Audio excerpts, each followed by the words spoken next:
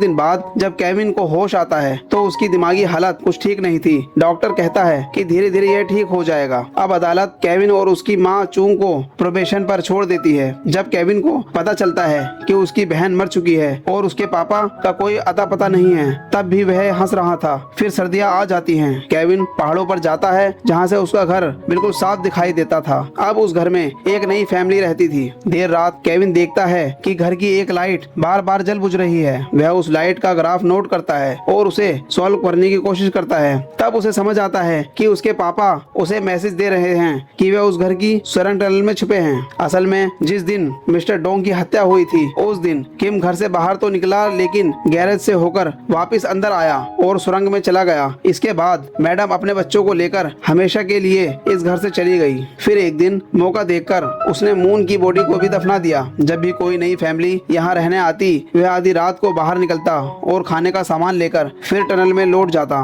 वह हर रात अपने बेटे को मैसेज भेजने की कोशिश करता था कि शायद किसी दिन उसकी नजर इस लाइट पर पड़ जाएगी। ये बातें जानकर केविन फैसला करता है कि यूनिवर्सिटी, करियर और शादी जैसी चीजें वह बाद में देखेगा। पहले वह पैसा कमाकर यह घर खरीदेगा और अपने मॉम डैड को इस घर में अच्छी जिंदगी देगा। वह जानता था कि उसके पापा घर की टनल में हैं, लेकिन फिर भी उसने उन्हें बाहर नहीं निकाला, क्योंकि अगर ऐसा करता तो पुलिस उन्हें पकड़ लेती। जब तक वह टनल में थे तब तक सुरक्षित थे। तो दोस्तों, यह मूवी देखकर आपको कैसा लगा कमेंट में जरूर बताना।